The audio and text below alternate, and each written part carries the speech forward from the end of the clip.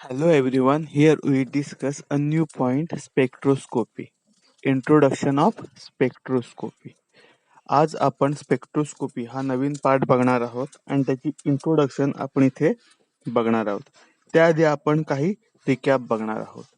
आपण थोडा introductory part बघणार आहोत. आपल्याला माहिती आहे व्हॉट इज स्पेक्ट्रोस्कोपी.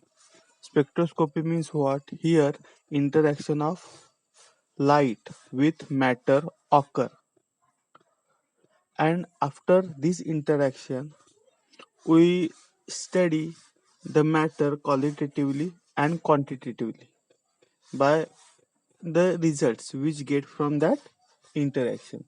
स्पेक्ट्रोस्कोपी म्हणजे काय तर सोप्या भाषेत आपण म्हणायला गेलो तर स्पेक्ट्रोस्कोपी म्हणजे लाईट आणि मॅटर किंवा सॅम्पल ह्याची इंटरॅक्शन, आणि ह्या इंटरॅक्शन पासून जो आपल्याला रिझल्ट मिळतो त्या रिझल्टचा वापर करून आपण त्या सॅम्पलचं त्या मॅटरचं क्वालिटेटिव्ह किंवा क्वांटिटेटिव्ह अनालिसिस करतो. त्या टेक्निकला आपण स्पेक्ट्रोस्कोपी असं आपण म्हणतो. When we consider the light as a wave, when we draw a wave, then there are some maxima and minima in that waves, crust and track. The distance between two consecutive track or crust or two consecutive maxima or minima is nothing but wavelength of that wave. Wavelength is an important term in spectroscopy. Spectroscopy मध्ये wavelength ही important term आहे. आपण जेव्हा एखादी wave design करतो, एखादी wave काढतो, तेव्हा त्या वेवला काही मॅक्झिमम पॉइंट असतात, काही मिनिमम पॉइंट असतात, आणि हे जे मॅक्झिमा आणि मिनिमा आहेत ह्या दोन कॉन्झिक्युटिव्ह मॅक्झिमा किंवा दोन कॉन्झिक्युटिव्ह मिनिमा यांच्यामधलं जे डिस्टन्स आहे ह्याला आपण वेवलेंथ असं आपण म्हणतो. आणि वेवलेंथ हे स्पेक्ट्रोस्कोपीच्या दृष्टीने वेवलेंथ हा एक महत्वाचा पॉइंट आहे. वेवलेंथ आपण लॅम्बडा ह्या पॉइंटने दाखवतो. लॅम्बडा ह्या सिम्बॉलने आपण वेवलेंथ दाखवतो किंवा वेवलेंथ इज इंडिकेटेड और wavelength, the symbol for wavelength is lambda. Next important term in spectroscopy is frequency. आपण बेसिक शिकतो आणि त्यातली एक इम्पॉर्टंट टर्म आहे स्पेक्ट्रोस्कोपीची म्हणजे फ्रिक्वेन्सी. फ्रिक्वेन्सी मध्ये आपण काय बघतो तर रिपिटेशन, म्हणजे एखाद्या पॉइंट मधनं वेव ठराविक टाइम त्या पॉइंट मधनं त्याला आपण फ्रिक्वेन्सी असं आपण म्हणतो. The number of wave passes through a particular point in unit time is called frequency. Hertz आहे. आता या फ्रिक्वेन्सी आपण कशी कॅल्क्युलेट करतो, त्याचा फॉर्म्युला काय तर फ्रिक्वेन्सीला आपण न्यू हा सिम्बॉल वापरतो आणि nu is equal to C upon lambda. हा आपली जी फ्रिक्वेन्सी ऑफ लाईट किंवा फोटॉन आहे त्याचा फॉर्म्युला आहे. आता सी, स्मॉल सी ते आपण घेतलाय. हा स्मॉल सी म्हणजे काय आहे आणि लॅम्बडा म्हणजे काय. लॅम्बडा म्हणजे काय ते आपल्याला आधी माहितीच आहे. लॅम्बडा म्हणजे वेवलेंथ. आता हा जो सी आहे हा सी म्हणजे व्हेलॉसिटी ऑफ लाईट 3 × 10⁸ आपल्याला व्हेलॉसिटी ऑफ लाईट आपल्याला माहिती आहे तो हा सी आहे. Nu is equal to C upon lambda. ही झाली फ्रिक्वेन्सी. त्यानंतर अजून एक टर्म येते ती म्हणजे व्हेलॉसिटी. ज्या व्हेलॉसिटीला ही लाईट मूव्ह होते, हा फोटॉन मूव्ह होतो, ही वेव्ह मूव्ह होते, ती व्हेलॉसिटी आपण कॅल्क्युलेट करतो. त्यानंतर अजून एक कन्सेप्ट येते ती म्हणजे wave number. Wave number nu bar असं आपण त्याला युनिट वापरतो. आता wave number is nothing but or is equal to 1 upon lambda. Wave number चा फॉर्म्युला आहे 1 अपॉन लॅम्बडा. आता जर इथे आपण बघितलं तर वेव्ह नंबर असू दे किंवा फ्रिक्वेन्सी असू दे, दोन्हीही आपल्या वेवलेंथला इनव्हर्सली प्रोपोर्शनल आहेत. दोन्हीही इनव्हर्सली प्रोपोर्शनल आहेत. जर आपण फ्रिक्वेन्सीचा विचार केला तर सी हा कॉन्स्टंट आहे, व्हेलॉसिटी ऑफ लाईट ही कॉन्स्टंट आहे, ती आहे तेवढीच राहणार आहे. काही होऊ दे, व्हेलॉसिटी ऑफ लाईट ही चेंज होणार नाही. त्यामुळे जर आपण बघितलं तर आपली जी फ्रिक्वेन्सी आहे ही वेवलेंथ ला इनव्हर्सली प्रोपोर्शनल आहे. जसं फ्रिक्वेन्सी वाढेल वेवलेंथ कमी होईल किंवा जशी वेवलेंथ वाढेल फ्रिक्वेन्सी कमी होईल. रेडिएशनची वेव्हलेंथ जशी कमी होईल फ्रिक्वेन्सी वाढेल. आता वेव्ह नंबर आणि थोडं आपण फ्रिक्वेन्सी मधलं रिलेशन बघूया. आता frequency is equal to C upon lambda आणि wave number is equal to 1 upon lambda. जर आपण 1 अपॉन लॅमडा आपल्या वेव्ह नंबरने आपण जर रिप्लेस केलं तर आपली फ्रिक्वेन्सी किती होणार आहे? Frequency is equal to c means velocity of light into wave number, असं आपल्याला रिलेशन बघायला मिळेल. Frequency is nothing but velocity of light into wave number आपल्याला बघायला मिळते. During 11th-12th we studied the light shows dual nature. First nature as a radiation, electromagnetic radiation, and second nature is as a packets of energy called as photon or quanta. आपण 12वीला शिकलोय की light हा 2 nature दाखवतो. एक म्हणजे wave nature, त्याबद्दल आपण थोडं डिस्कस केलं. आपण वेव्हलेंथ काढली, फ्रिक्वेन्सी काढली, वेव्ह नंबर काढला, व्हेलॉसिटी काढली. आता सेकंड नेचर आहे ते म्हणजे फोटॉन, म्हणजेच पॅकेट्स ऑफ एनर्जी, त्याला क्वांटा सुद्धा आपण म्हणतो. आता ह्यावरनं आपण फोटॉनची एनर्जी आपण काढू. आता फोटॉनची जी एनर्जी आहे किंवा लाईटची एनर्जी आहे ही काढण्यासाठी आपण कशी काढतो, तर आपण फॉर्म्युला वापरतो. कोणता? E is equal to h nu. आपल्याला न्यू माहिती आहे फ्रिक्वेन्सी, ई एनर्जी, एच म्हणजे Planck constant. So E is equal to h nu is a formula for our energy of photon. आता आपल्याला माहिती आहे न्यू म्हणजे काय, तर फ्रिक्वेन्सी, एच म्हणजे प्लँक कॉन्स्टंट. आता थोडं आपण चेंजेस करूया. फ्रिक्वेन्सी मध्ये आपण फ्रिक्वेन्सीचा फॉर्म्युला ऍड करूया जो आपण आधी बघितलाय. So E is equal to H c upon lambda. Frequency is equal to H c upon lambda. H म्हणजे प्लँक कॉन्स्टंट, सी म्हणजे व्हेलॉसिटी ऑफ लाईट आणि लॅमडा म्हणजे आपले वेव्हलेंथ. आता आपल्याला माहिती आहे 1 अपॉन लॅमडा म्हणजे काय? 1 अपॉन लॅमडा म्हणजे वेव्ह नंबर.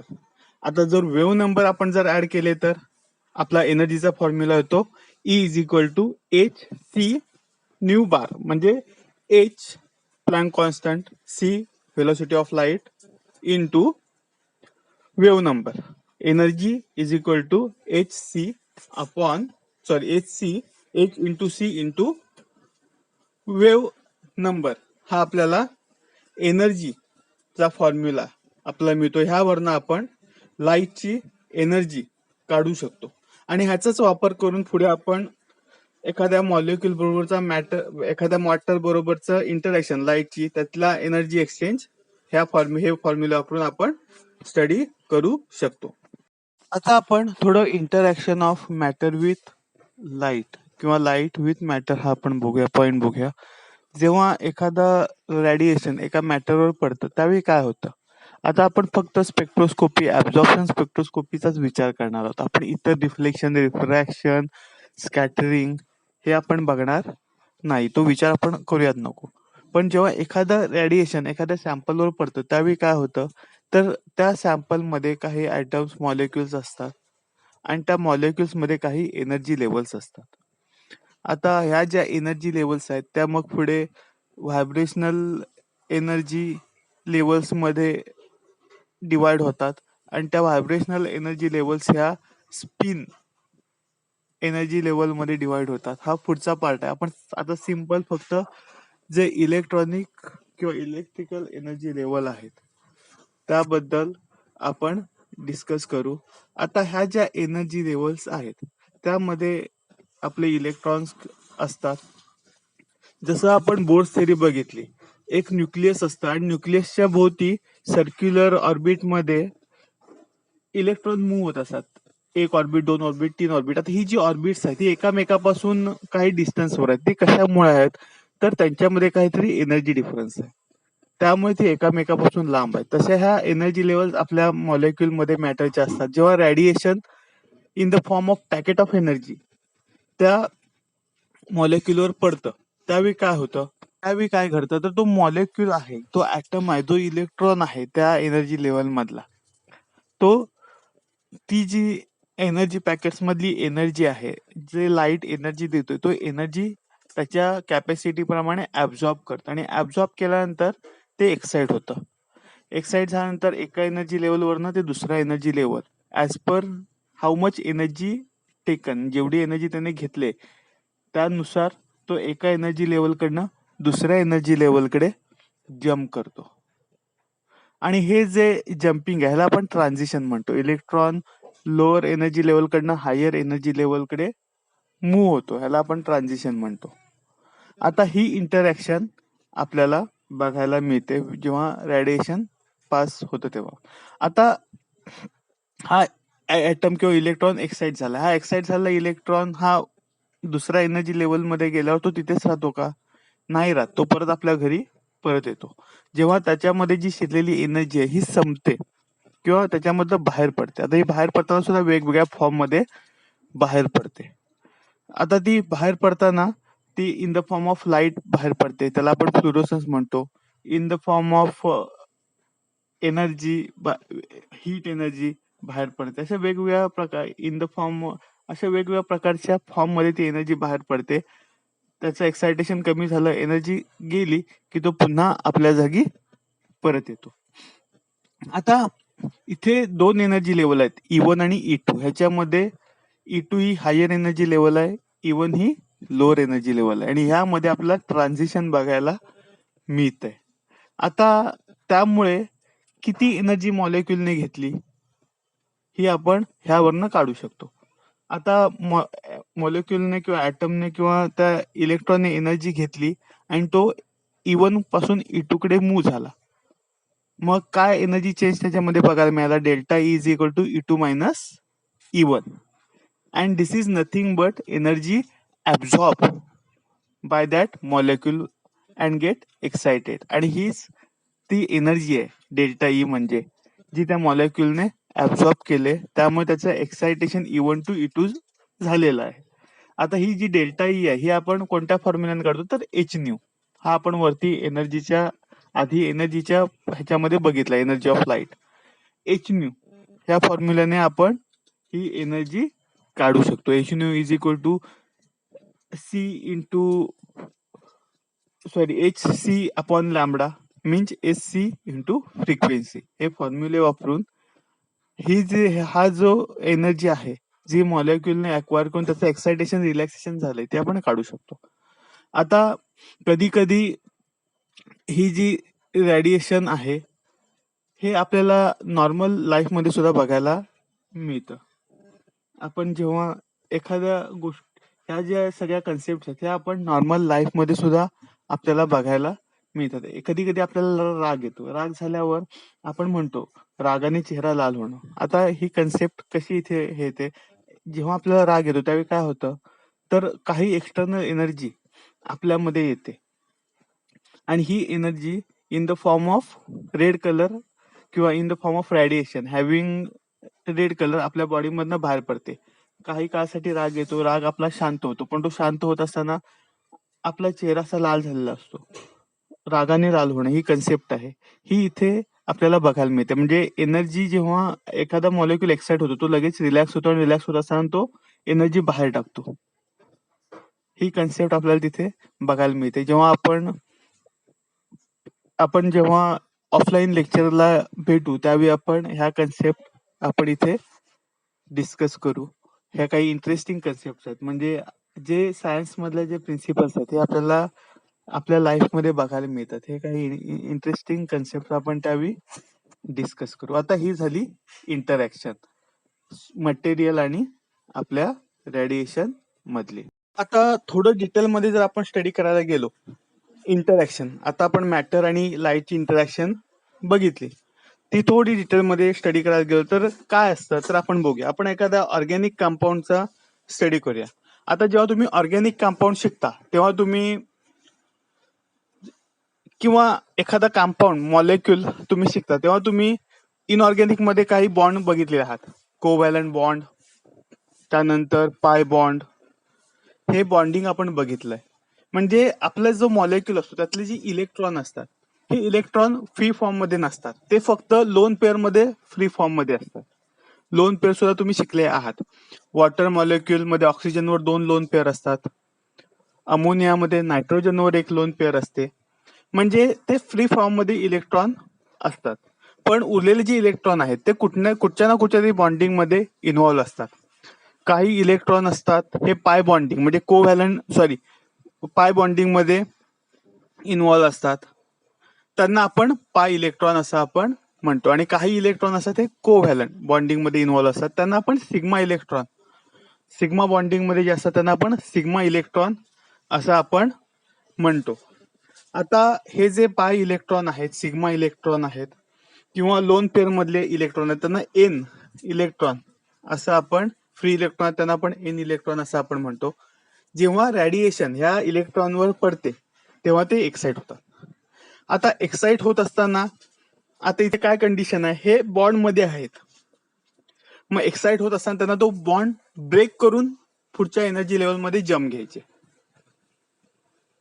म्हणून जी लोअर एनर्जी लेवल आहे ह्याला बॉन्डिंग एनर्जी लेवल असं आपण म्हणतो, आणि जी अप्पर एनर्जी लेवल आहे त्याला आपण अँटी बॉन्डिंग एनर्जी लेवल असं आपण म्हणू.